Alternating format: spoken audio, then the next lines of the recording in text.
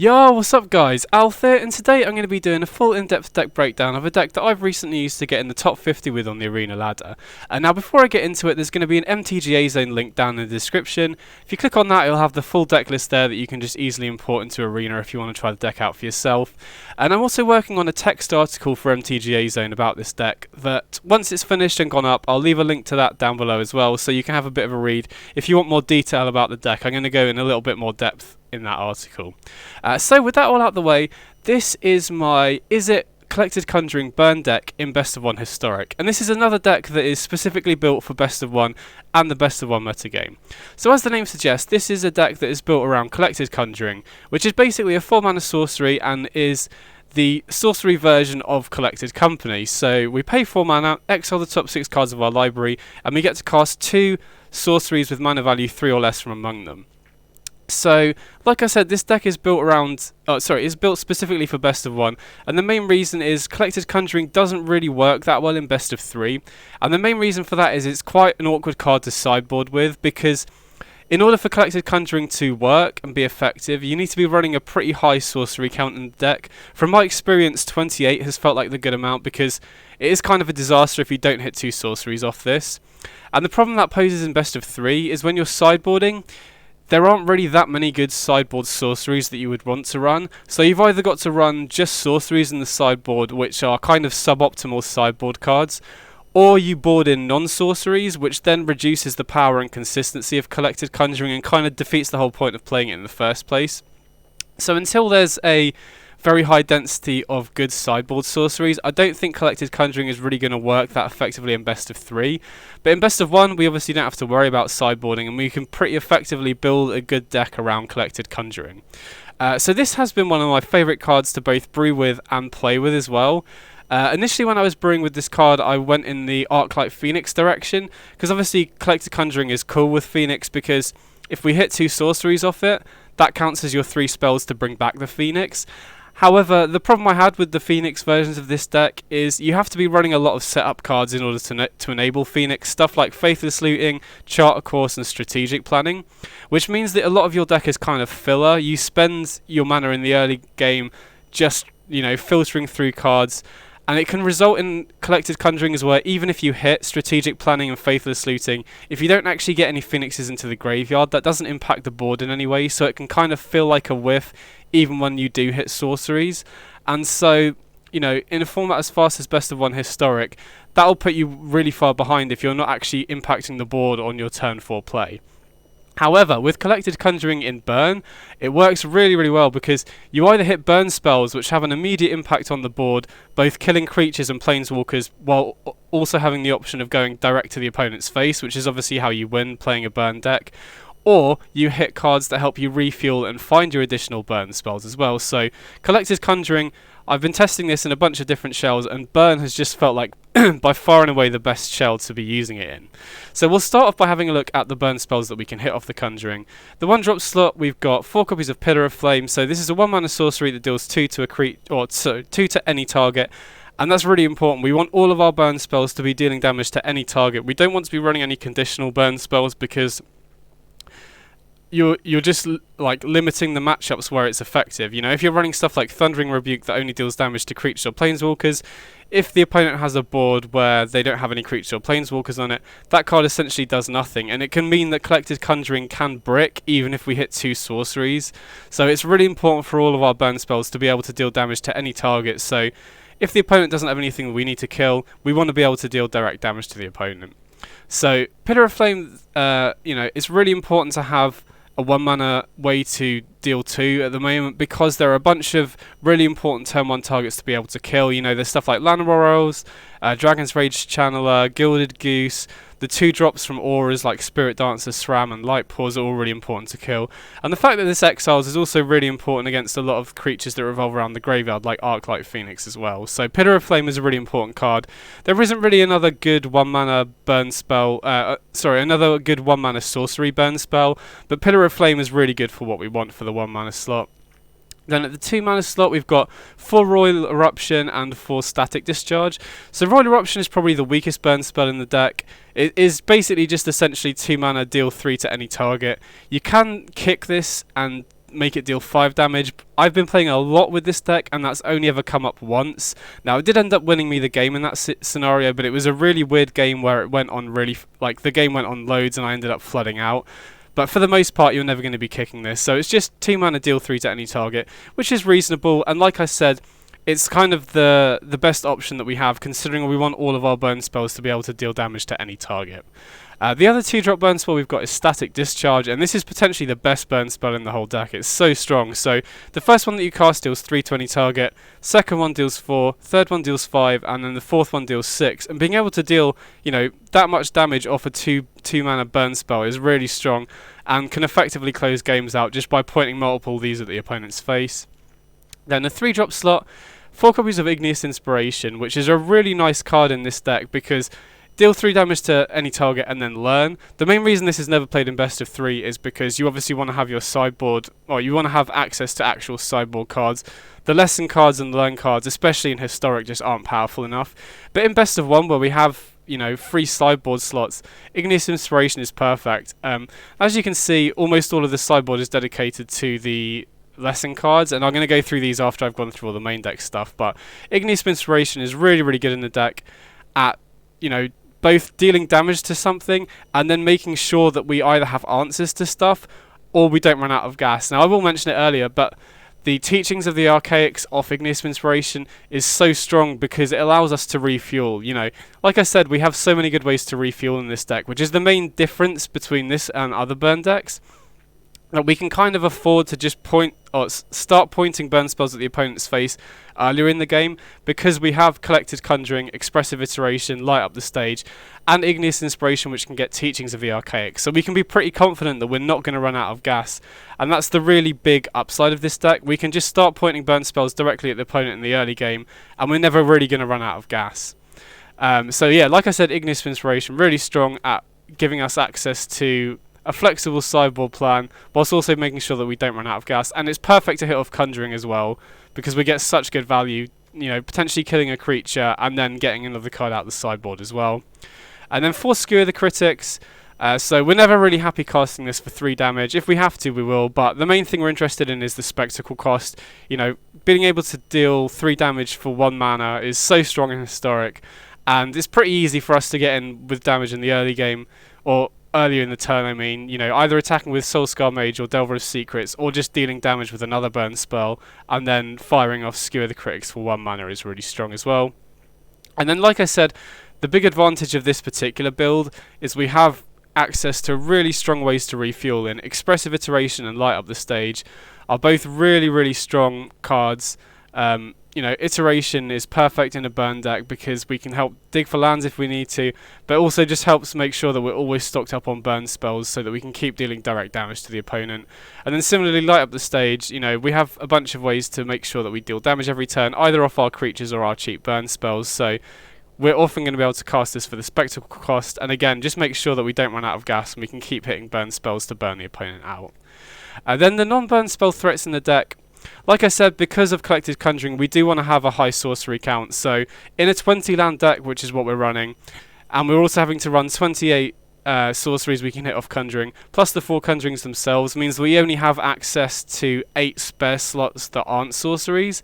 And obviously in a burn deck, you do want to be running creatures.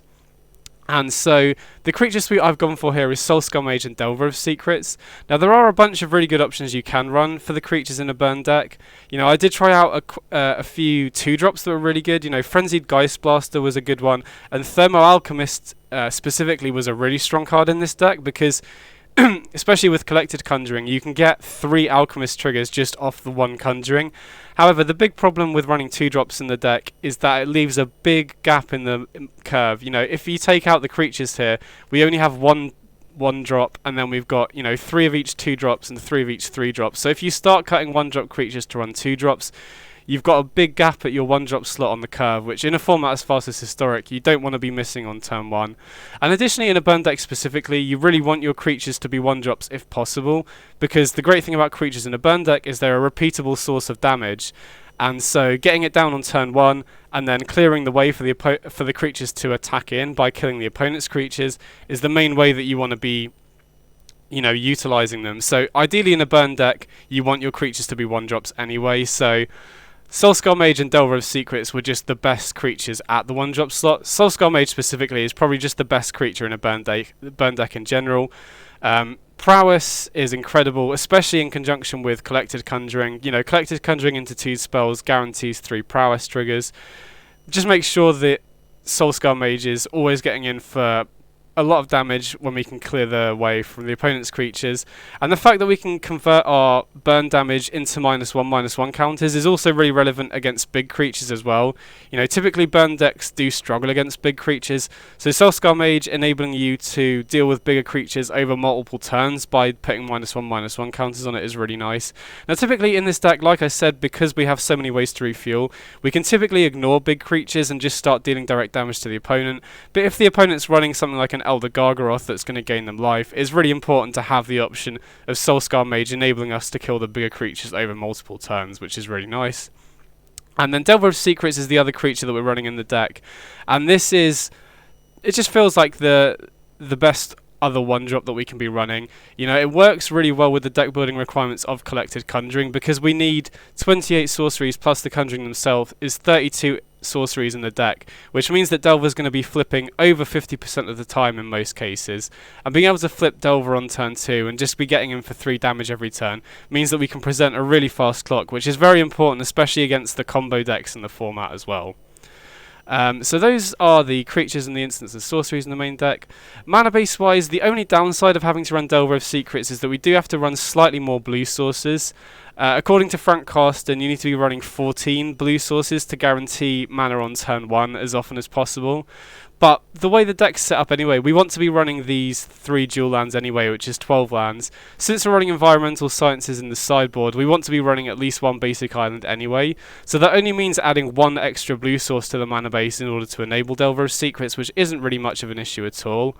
So that wasn't too much of a change to have to make. The actual lands themselves, like I said, we wanted the dual lands obviously, and we want them.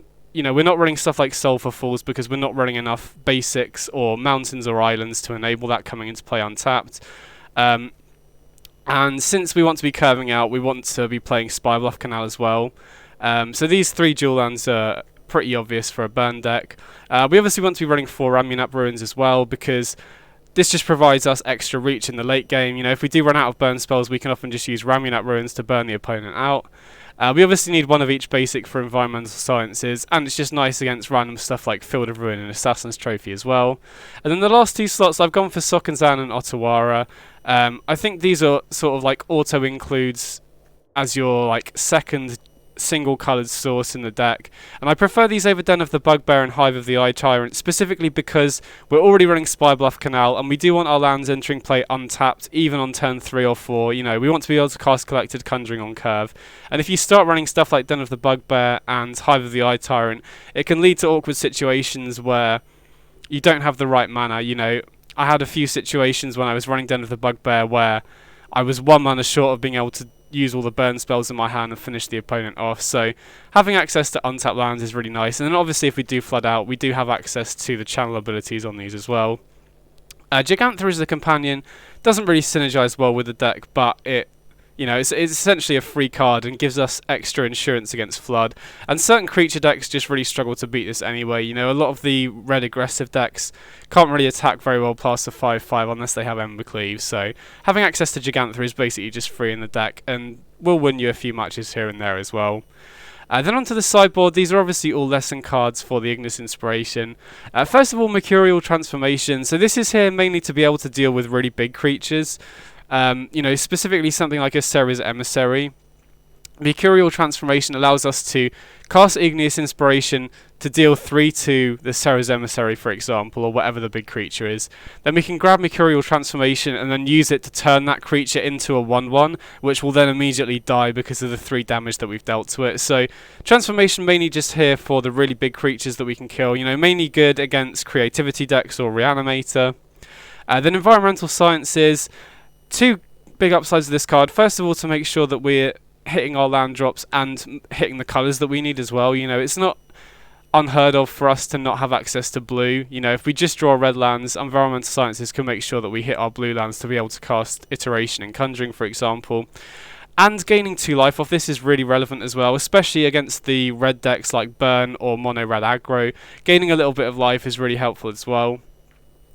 Then Teachings of the Archaics, this is probably the most powerful card to be getting, and this is probably the card that I get the most. You know, Environmental Sciences I'll get if I just need to hit land drops, but if we have land drops, Teachings of the Archaics is great because it basically just gives us a guaranteed way to refuel. It means that we can more confidently just fire burn spells off at the opponent's face, and then we can use Teachings just to refuel and draw more burn. Start from scratch is really nice as, you know, additional damage. Often the 1 damage that we can get off this can be the difference between lethal and not. And the ability to destroy an artifact is really good flexibility as well. You know, there are a lot of decks that are running artifacts. Affinity is still fairly popular in best of 1, so being able to fetch artifact removal off Igneous of Inspiration is really nice. 1 introduction to Annihilation, just generic removal to be able to deal with stuff that Burn normally can't beat anyway. You know, it gives us the way to beat something like 9 life Solemnity. We can use this to kill Solemnity and then start dealing them damage to kill them off the 9 lives trigger. So Introduction to Annihilation just gives you access to be able to kill random stuff that Burn wouldn't normally be able to. And then finally Mascot Exhibition, just the most generically powerful card that you can play off the lessons. Now typically, you know, I don't fetch this card very often because you're not often going to get to a spot where you're near 7 mana in best of 1, especially playing a Burn deck. But if you do get to 5 or 6 lands, being able to cast this in a Burn deck is really strong and just gives you an insane board presence that a lot of decks can't beat. So that's the deck. This has honestly been one of the most fun decks I've played in best of 1 in a while, so if you have the wild cards, I definitely recommend giving it a go. If you've got any questions at all, drop me a comment below. Next up, I've just got a few games with the deck so you can see it in action that I was playing with on the Arena ladder recently. So that's the deck, and I hope you enjoy the matches. Big up. Okay, sweet, here we go.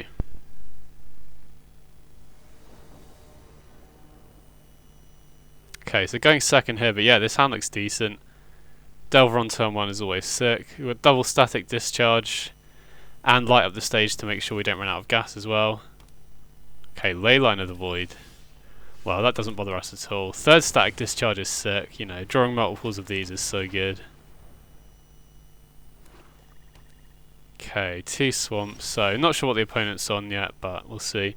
Don't get to flip the Delver unfortunately, but Soulscar Mage isn't a bad draw here. So we'll attack with Delver first because we want to light up the stage. You know, in case we hit 2 lands, it's always better to attack first before you play your land with light up. Okay, so we hit Igneous Inspiration and Otawara. I'm going to play the Steam Vents here and so that we can play Soulscar Mage. And then next turn we can just play Otawara and Inspiration to maximise all the cards we've got. Okay, Painful Bond. That's a sick card. I've been brewing with that card recently. I like it a lot. Probably not very good against us as a burn deck though. Okay, do we flip on 2? Oh no, unfortunately not.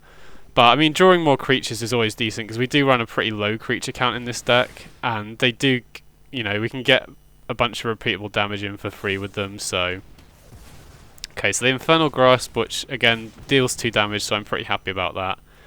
And we'll pretty happily take Teachings of the Archaics here, you know, because we can then kind of confidently fire off burn spells and we have a good way to refuel with Teachings. So I mean, mono black, I assume they're on mono black. You know, they might have just not drawn a certain land type, but they don't typically run that many good ways to gain life other than the lifelink creatures that they occasionally run. So Delver flipping here is huge. Phyrexian Obliterator is normally a nightmare for burn decks to deal with, but they're almost dead here, so you know, it's too little too late for the opponent here, I think. We can just completely ignore it. And that's the good thing about this deck. We can basically ignore big creatures for the most part unless they gain life, because we have so many ways to refuel. We can just point burn spells at the opponent's face and just refuel and ignore their creatures. Okay, they killed themselves, nice.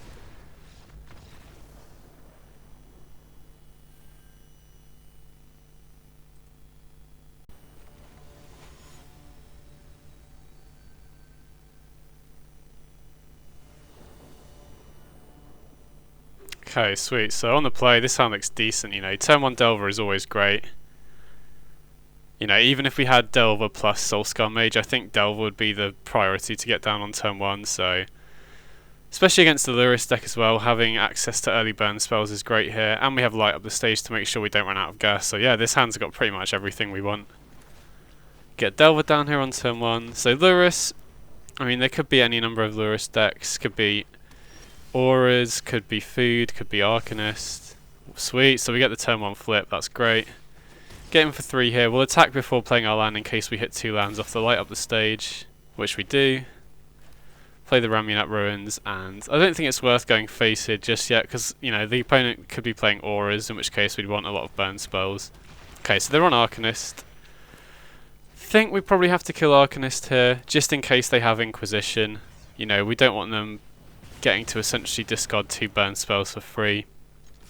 But the great thing about Arcanist, you know, the Lurrus Arcanist decks, apart from if they're running Cling to Dust, don't generally have many ways to gain life outside of actual Lurrus itself. So I think, you know, depending on how the game goes, I could very well see just firing off a bunch of burn spells at their face pretty soon. Now, they're already down to 14.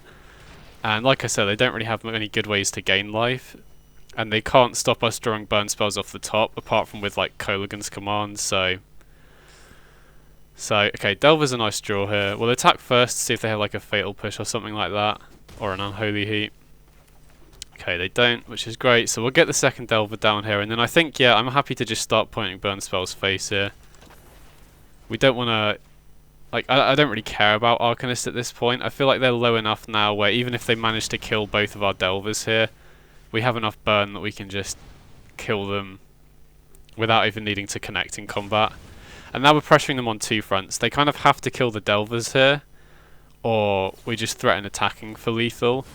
But they also have to deal with burn spells in our hand. Okay, so Croxa's kind of a scary one, because if they play Croxa this turn, I think they have enough cards in their graveyard. If they play Croxa this turn, we either have to discard a burn spell, which means that we're losing the burn spell, or we have to discard a land which takes us off Ramunap Ruins, potentially, which is a problem. So, I mean, thankfully they're not going for Croxa here, and I think that's probably the right play, because they can't just let these Delvers live.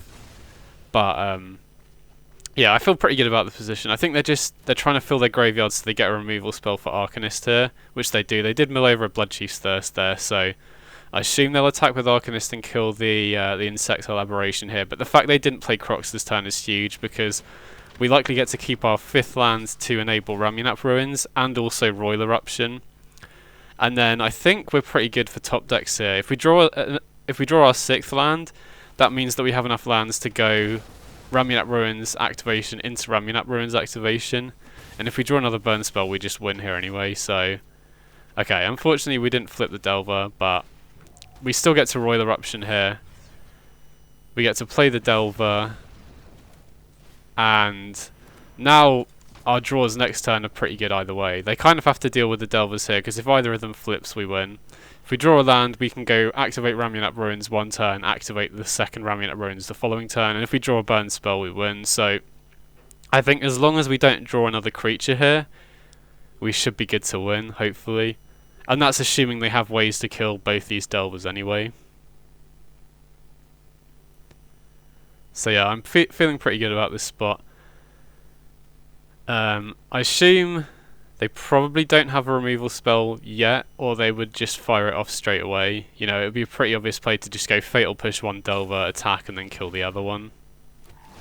Okay, so they've got Kolaghan's Command to kill one Delver. So they could potentially use Fame on Arcanist. Yeah, okay, so they're going to use Fame, and then they're going to attack and use the Kolaghan's Command again, I assume. Which is a pretty good play, to be fair, but as long as we don't draw a creature here, I don't think it will be good enough. You know, even if we draw a land, I don't think they're going to be able to kill us in 2 turns. Well, they could do, potentially. What, so we're taking 6 here down to 12? Huh. Okay, we drew a burn spell anyway, so it didn't matter, but yeah, I think Arcanist is generally a pretty good matchup because they don't really have good ways to gain life against us. Nice.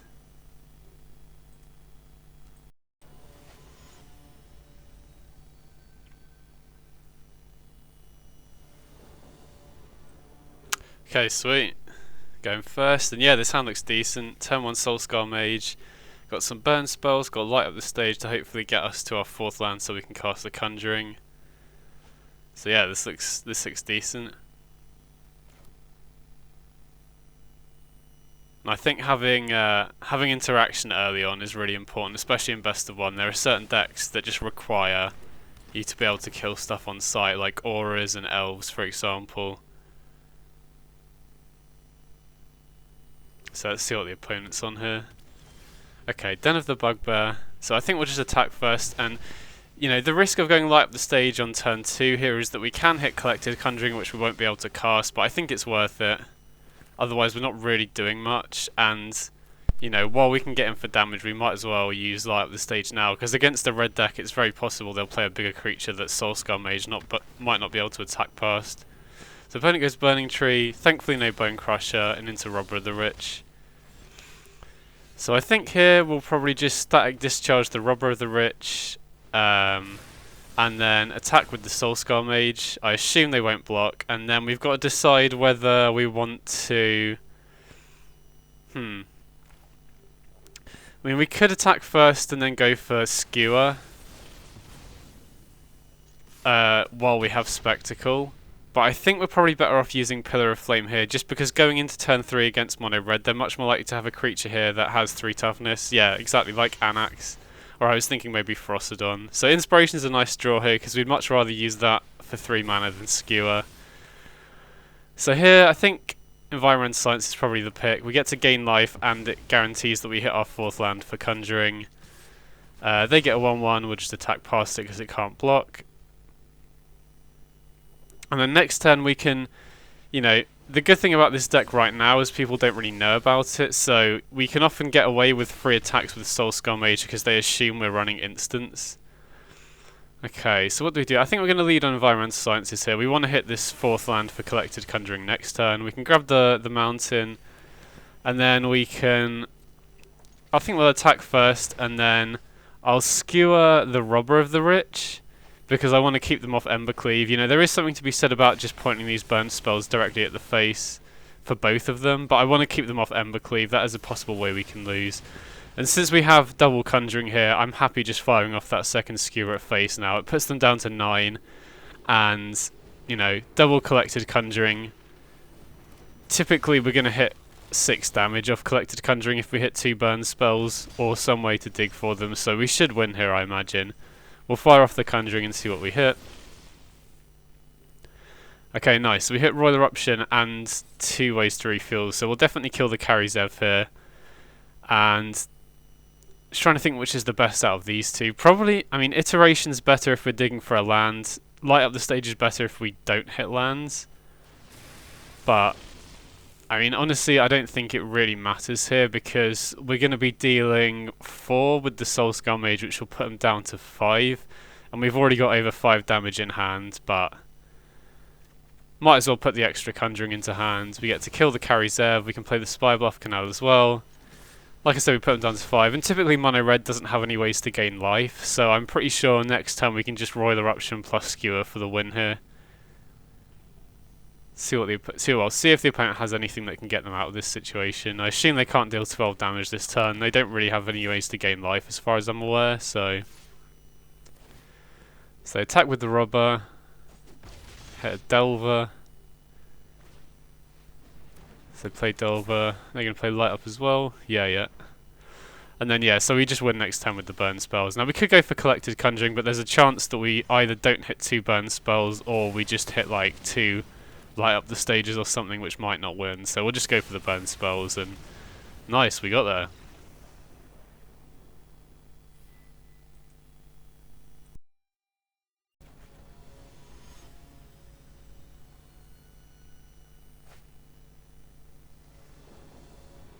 Okay, going second here, and I mean, I think this hand is keepable. There are a few matchups where it might be a bit sketchy, like if we're against Control, then having a bunch of burn spells and nothing else can be a bit sketchy, but Ignis Inspiration, you know, the great thing about it is it can work as a way to refuel. We can just grab Teachings of the Archaics from the sideboard, so even though this hand is it might look a bit weird. I think this is a good keep. And there are lots of decks that you just need to be able to kill their early creatures. So having Pillar and Igneous Inspiration and Skewer is really nice. So turn 1 Delver, very glad that we've got the Pillar of Flame here. Bit sketchy that we don't have a way to kill something next turn. You know, we'd love to have had a 2-mana burn spell here as well, just to make sure that we can kill a creature on each turn if they have one. So Riverglide Pathway plus Delver makes me think they're probably playing Phoenix here, I'd imagine. Yeah, Dragon's Rage Channeler. So unfortunately we don't have a way to kill that here. Oh, now we do. Perfect. That was a good draw. So I'm happy to, you know, even though we'd like to get Soulscar Mage down, I'm happy to just kill the Channeler here before they can get too much value off it. So it looks like they have something. Hopefully it's not a Spell Pierce. Okay, consider, that's fine. So they do get a bit of value off the Channeler, but I think, like I said, it's really important to make sure they don't get value off Channeler, especially if they're playing Phoenix. We don't want them to bin 3 Phoenixes or to enable Delirium. Now we should be pretty good. You know, we've got Igneous Inspiration, Skewer, and Soulscar Mage for next turn. Another Delver. So, I mean, thankfully our hand's lining up well against them. They've got a bunch of creatures and not much else. You know, Phoenix is a bit difficult. Like, specifically Arclight Phoenix itself is quite difficult for this deck to deal with. But if they've got their other creatures, that's great. We're just going to fire off Inspiration here. And I think...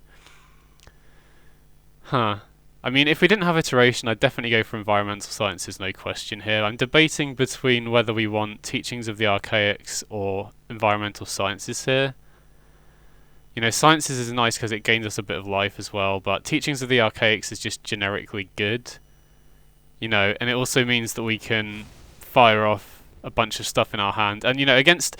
They only have 3 cards in hand, but Phoenix is typically very good at not going too negative on card advantage because they have so many cantrips. So I think Teachings of the Archaics, even though it's not good now, once we empty our hand, I think we'll be in a spot where we can draw 2 off it. So land is really nice here because we can go Inspiration and Soulscar Mage, and then we can set up for Iteration next turn. I think we'll just get Environmental Sciences here. I mean, we could get Mascot Exhibition. We are getting to a point where we can consider that, I think. Because we're already at 4 lands, we're probably going to get a 5th off the Iteration, and we've got Teachings as well, but against Phoenix we might want to draw the 2 life. And just guaranteeing land drops is really nice. You know, if we brick on lands off Iteration, we can always use Sciences to guarantee the next land, so... Okay, another Delver. Thankfully we've got more burn for that. So I think we'll Iteration first here. We could have attacked first and then just used Skewer, but I think we'll see what we get off Iteration first. Okay, so we don't hit any lands, but that's not too much of an issue. I think we've only got Skewer the Critics as burn, so I think we're probably going to be taking Royal Eruption into hand here. And then the other card will probably be Light Up the Stage. Now this does kind of incentivize them to potentially block here to stop the Spectacle for Light Up the Stage, but I'm pretty happy with that. You know, we get to kill Delver without having to use a burn spell, so either way I'm happy here. If they let the attack through, we get to Light Up the Stage, and if they don't let it through, then we just get to kill the Delver for free. Nice, so Conjuring for next turn. I think we want to use Skewer the Critics here just for mana efficiency. You know, we're not guaranteed Spectacle next turn. But I could see an argument for playing Royal Eruption there instead. And then we've got Collected Conjuring next turn. We've still got Iteration and Teaching, so nice, we got there.